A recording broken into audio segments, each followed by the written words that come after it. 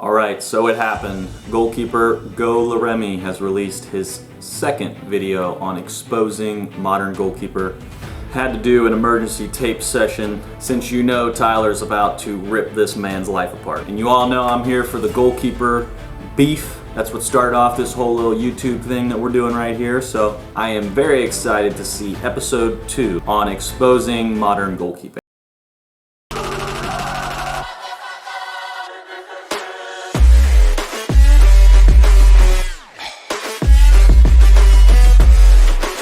Shoot. Oh, knocked down beautifully. Robinson with the save. It's still alive. Hurt just moments ago. Comes back, takes a shot, and he is denied again by Robinson. Once again, the Rowdies goalie comes up big.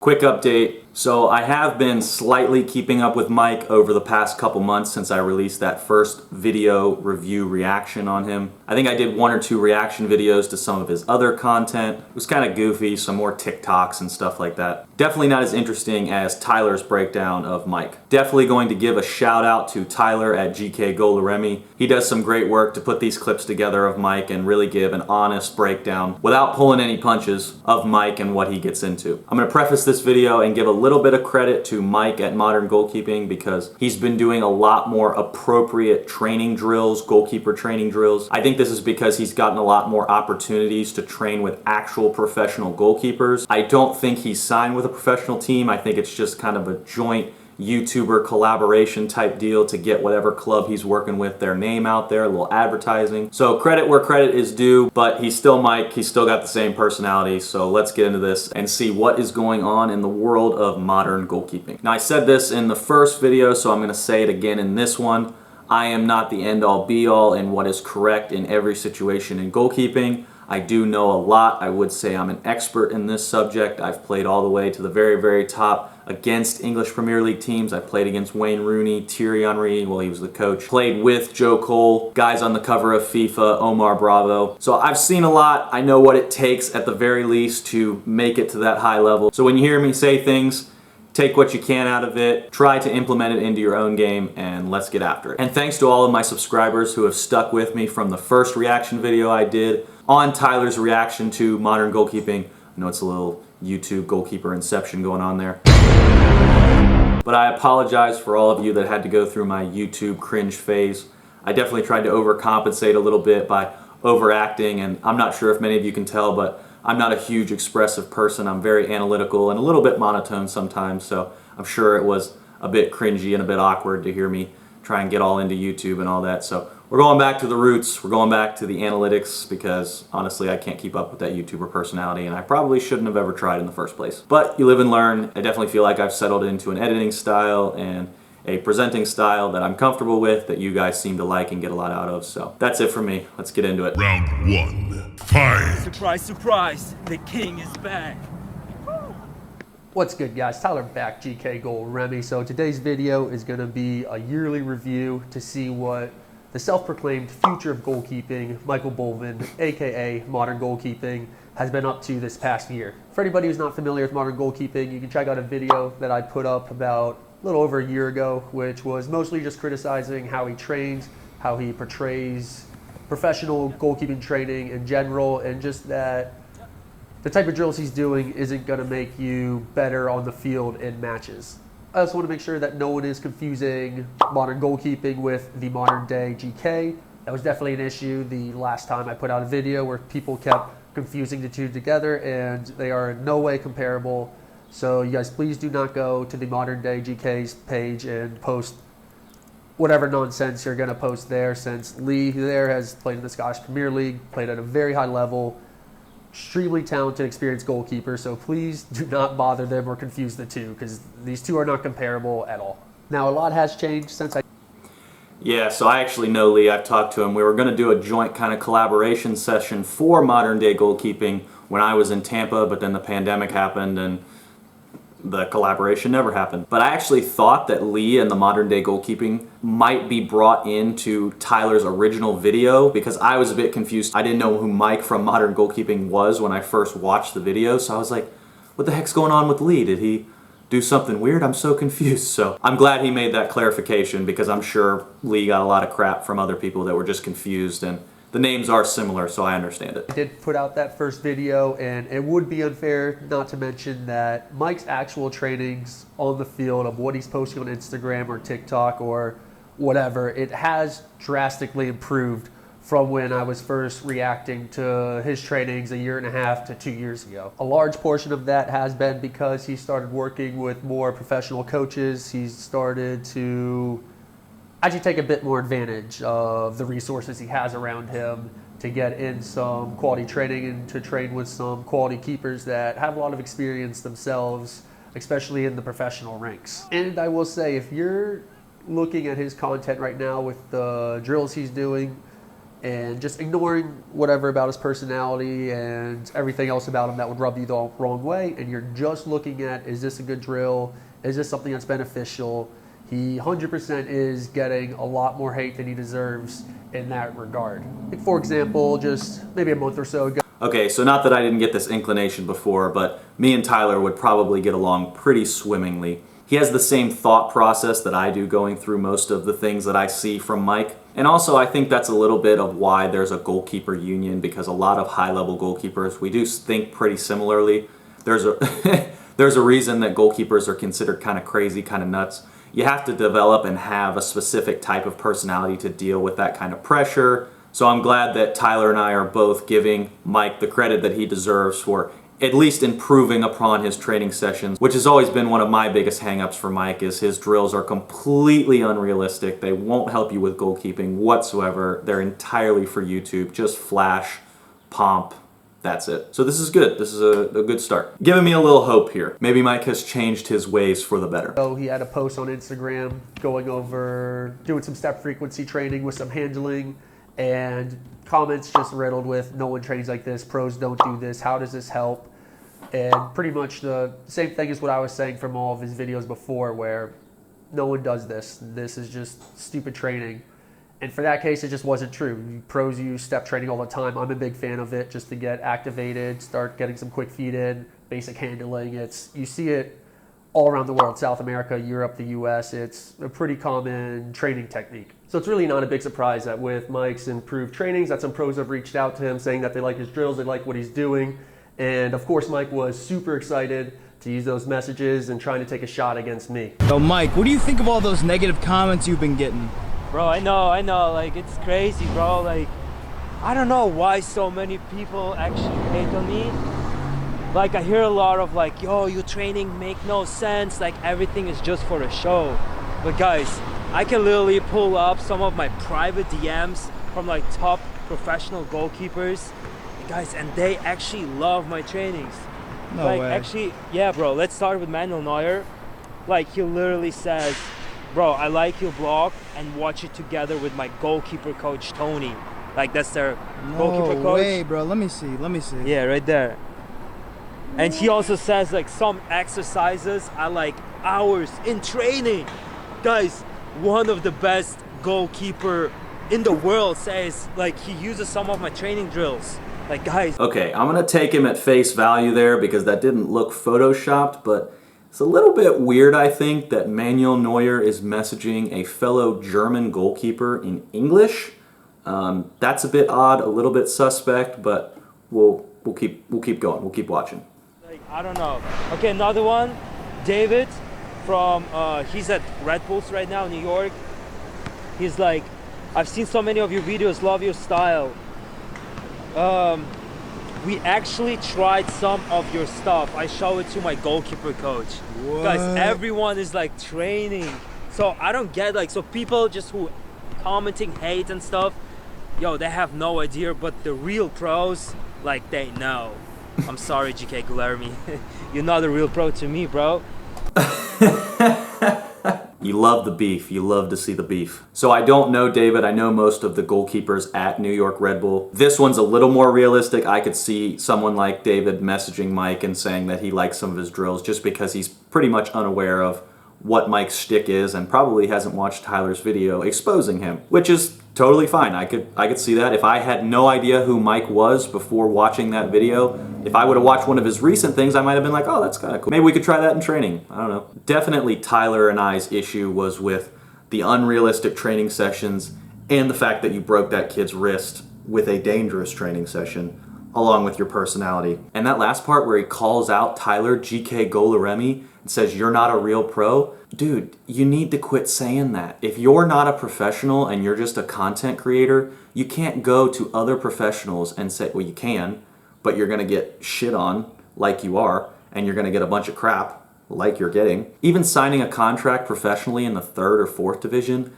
takes years of dedication, luck, work, struggle. And so like, even if you're a goalkeeper at the top flight, you respect fellow goalkeepers that are going through that grind to be a professional goalkeeper. Now, I'm not super up to date with Tyler's resume and his career, but I do know that he's trained with DC United. He's played professionally in, I think, Croatia, a couple other European countries. I've also seen some of his training videos, and he knows exactly what he's doing. He is totally a professional in my mind. Tyler, if you ever want to train together or get together, do a collab, I'm totally open to it. You seem like an awesome dude. You know what you're talking about. I know you don't give a crap what Mike has to say, but from a fellow professional who's currently on that grind as well, screw that guy. He has no idea what he's talking about and not really a right to say that you're no pro because he's got text from Manuel Neuer and a random New York Red Bull goalkeeper who was signed from Holland. So first off, Mike, you get zero say on who's a real pro and who isn't. You haven't signed a professional contract, I have, so your opinion on this matter really doesn't mean anything. I love this guy. The fact that I uploaded that video over a year ago, and before that video was uploaded, you were doing trainings like this.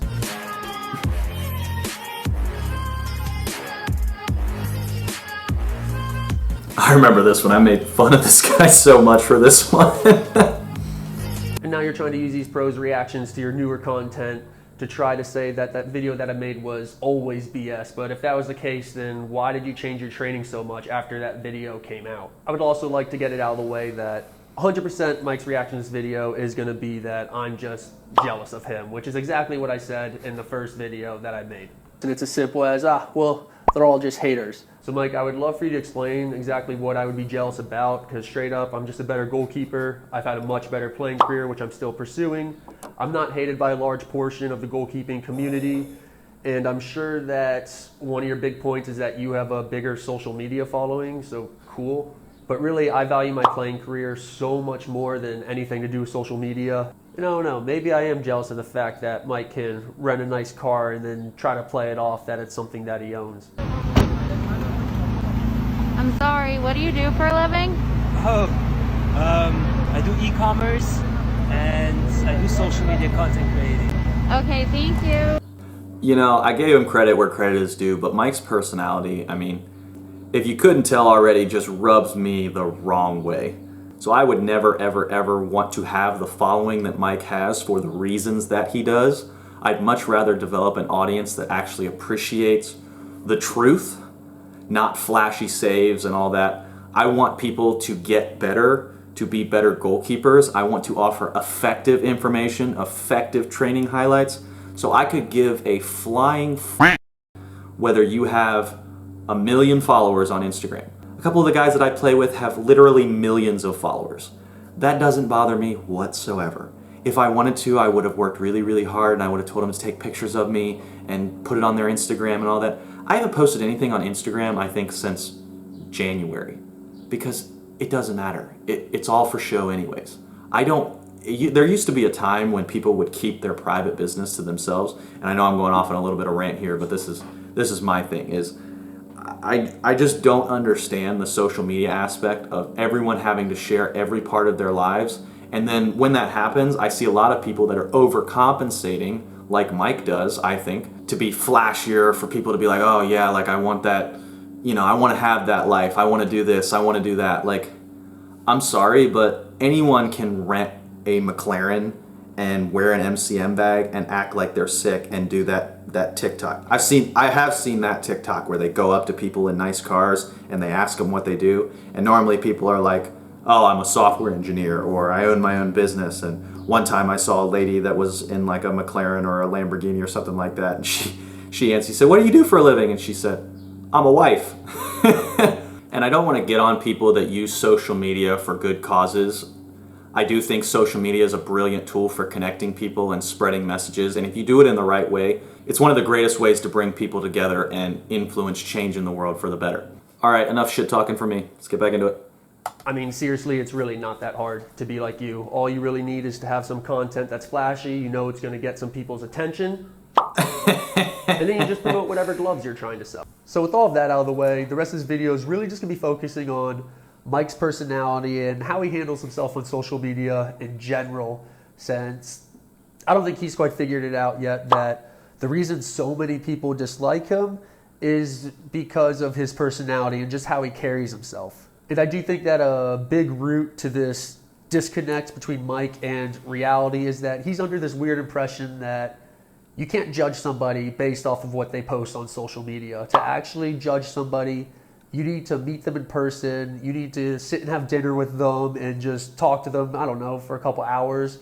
But he thinks that if he says something on social media and you physically do not know him, that there's no reason, you don't have the right to judge what he says, which really any normal person knows just isn't true. I mean, people get arrested and lose their jobs over what they post on social media all the time, and it doesn't really matter what. Yeah, I remember when that happened. You send out one tweet that's, say, racist or extremely offensive, 100% you're going to get fired the next day, and there's not really going to be a way for you to talk your way out of that. And unfortunately for Mike, he's made a ton of questionable decisions, to say the least, on what he's posted on social media over this past year. And it really didn't take him long to do so after the first video I posted, where him and his team thought that this would be a decent response.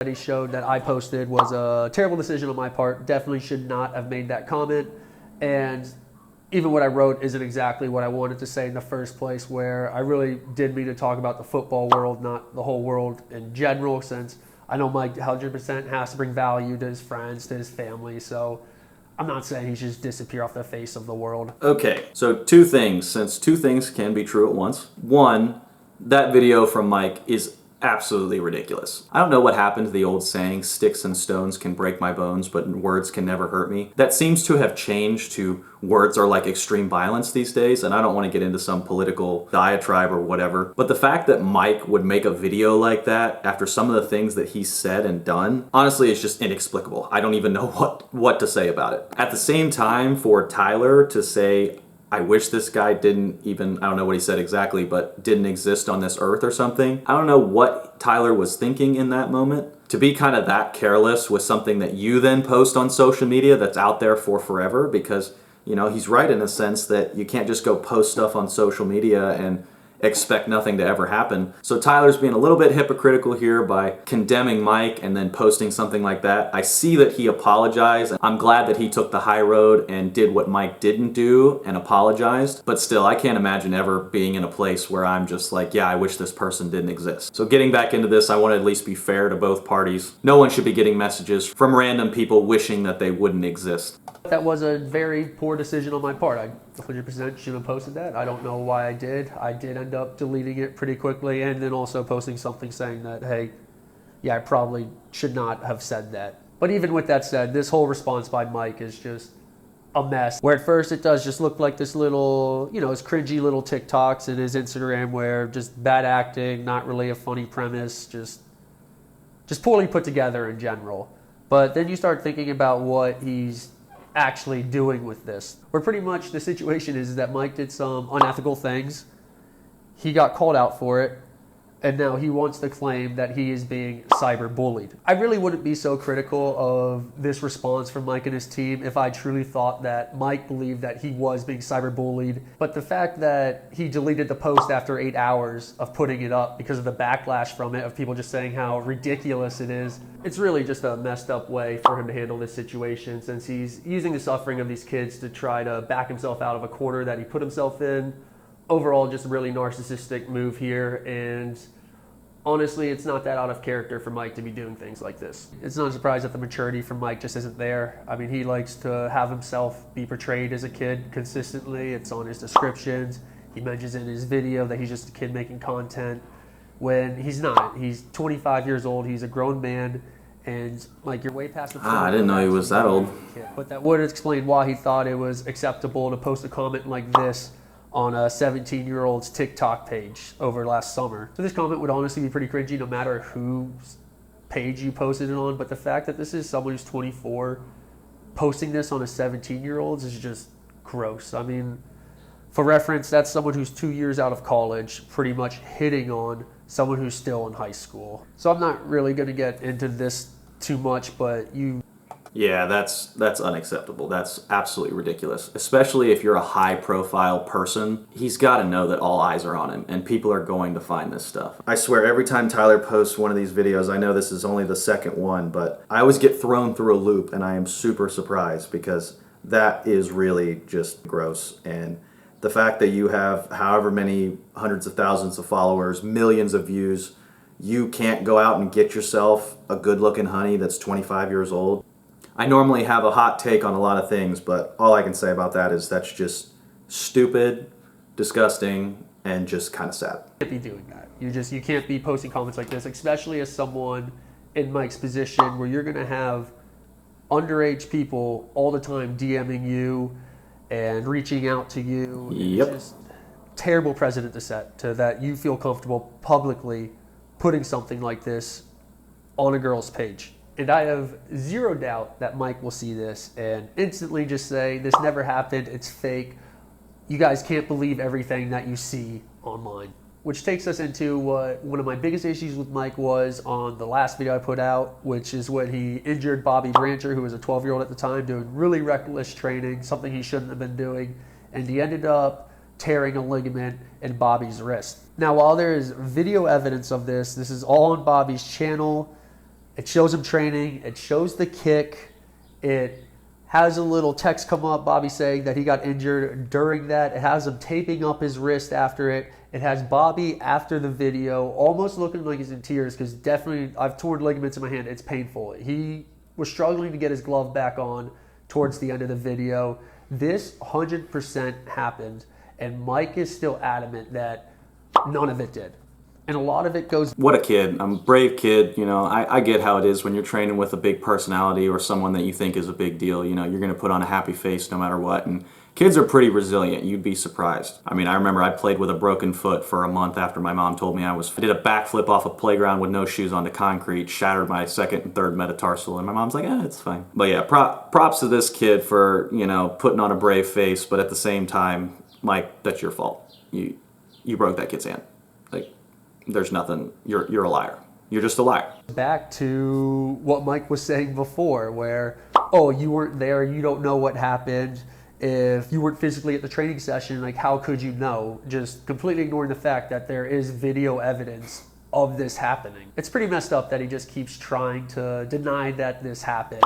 And there's been no explanation. It'll just be someone will make a comment like, hey, whatever happened to Bobby? And then all of Mike's comments are just pretty much saying, oh, it never happened. You believe everything on the internet, but there's never been an explanation for then what happened. Because if someone accused me of that, of doing what he did, and I didn't do it, within weeks, days, I would have a video saying, hey, this is what happened. There's no way I would just be online just telling people it didn't happen without providing an actual explanation. And this is just another great example of Mike's lack of maturity. Really, all he had to do when this came out was say, yes, I shouldn't have done that.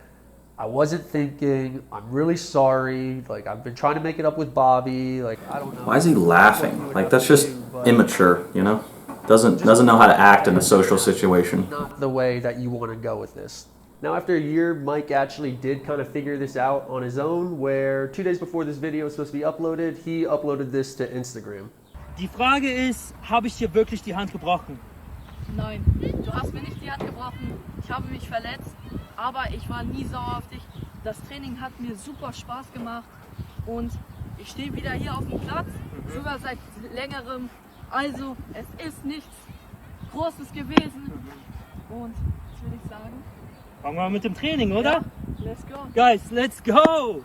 And I really don't understand why Mike thinks this clears him of any wrongdoing, since he seems really focused on the fact that Bobby didn't break his wrist, but then Bobby goes ahead and says that he was injured during that session. So he was still injured because of the reckless drill that Mike put him through that was 100% avoidable. And then he just spent the last year on Instagram, like I said, lying that it never happened. And I guess his whole point is, oh, well, I never broke his wrist, I just tore his ligaments, as if, like I said, that makes it any better. But to make matters... That's worse. I'd rather break something in my hand than tear a ligament. That was one of my biggest issues, was that training session, was that video.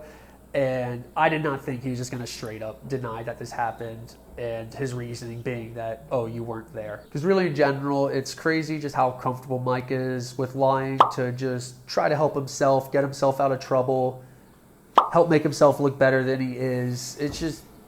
he has no issue with it. No matter the situation, he appears to have no issue with lying about almost anything, where, just like the last video that I put out, where one of my big issues was how he signed with the New York Red Bulls, and he had a picture on Instagram with his name on the back of a Red Bulls jersey saying, just signed my first professional contract. And then after the video came out, his response to that was, oh, it's just product placement. You'd have to be an idiot to think that this is real. And of course he's typing that comment just in the middle of hundreds of them that all say, congrats, I'm so happy for you, can't wait to see you in the MLS. So it's obvious that people do believe that, and the product placement excuse just doesn't make any sense. Product placement does not mean you can just lie about something and say, oh, this is product placement. And then in the same breath where he says, oh, I never said that I signed professionally, he lies about going on a professional trial over the winter.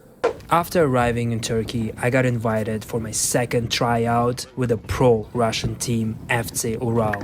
FC Ural is based in Yekaterinburg, and they play in the Russian Premier League, where also Zenit St. Petersburg or Spartak Moscow is playing. There were just so many red flags that this, of course, there's no chance that this was actually a proper trial. Where you can just start off with the basics, where one, he's filming himself talking into the camera and filming the coach in the middle of their session, which would just never, ever, ever happen in a professional trial. Honestly, that really doesn't even happen in training sessions. I don't think I've ever brought someone in to actually film one of my training sessions with a club that I'm signed under. But I could not imagine bringing the camera on an actual trial and trying to have someone just walk in the middle of all these drills just getting content for my YouTube. I can also confirm that I have never had a fellow YouTuber show up to a training session and just film us. At Tampa Bay, that would be completely restricted. We had media there all the time, local news channels, different blogs, The Athletic, things like that. We specifically had Fridays open for media to show up because, you know, you got media there, you never know where the tape's gonna go. They could be taping your practice and sharing it with an opposing team or anything like that. So we always had a set day for media to come in and do that stuff. And then we had our own in-house media guys. Those were the only ones that ever went around during training sessions, not on Fridays. And they wouldn't be in the drill like doing things like this with Mike. They'd just be off to the side with their super cameras, you know, zooming in and all that. Our coach made a habit, actually, if a photographer or a news person or a media person got too close, he'd just wail a ball at him and scream at him to get the fuck out of here. So I can back Tyler up on this one. You also had the issue that FC Ural at the time were mid-season with 5 keepers under contract, so there's no reason they'd be looking for another keeper, and if they were, they'd be looking for a number 1, and they're not going to look for some kid who hasn't been signed in 3 or 4 years.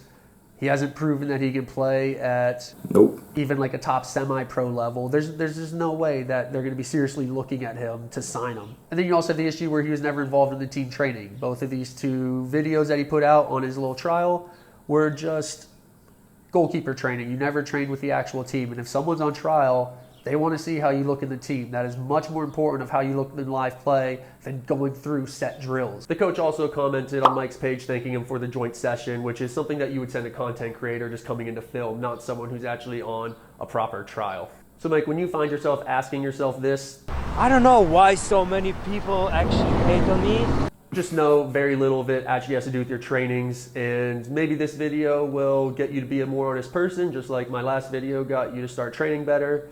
But if not, I'm sure I can always make a new video on you next year. Oh my gosh, that was a roller coaster, dude. Just trying to take all that in right here. Thank you to Tyler at Goalkeeping for making this video and continuing to educate us about Mike and all of the shenanigans that he is getting up to. Mike seems to be one of those guys that instead of taking 2 steps forward, 1 step back, he takes 1 step forward and 2 steps back. So he may improve upon his training sessions, but then he throws out this cyberbullying video and comments on underage girls' TikToks and Instagrams and everything else. My advice to Mike and anyone watching and anyone that wants to be a better goalkeeper or a better human being in life is just be honest. You know, it's not that hard. Honesty is the best policy. I know I'm using a lot of cliche phrases and sayings that you all have heard before, but there's a reason that we use them as a society because they ring true throughout the ages, no matter who you are, no matter where you are, no matter how old you are. And Mike seems to have an issue with lying. I think that ties into what I said earlier about social media and people kind of trying to portray their lives as something that it isn't necessarily for likes or for approval or because that's the way of the world. If I didn't have to have social media for my job, I wouldn't. I'd be some hermit sitting up in a cabin out in the middle of the woods. I'm that guy. So thank you for joining me for this quick little emergency taping session. If you made it all the way through the video, subscribe to GK Goalkeeping and Tyler. Subscribe to my channel if you enjoyed the content, and I will see y'all next week for another video. Peace, guys.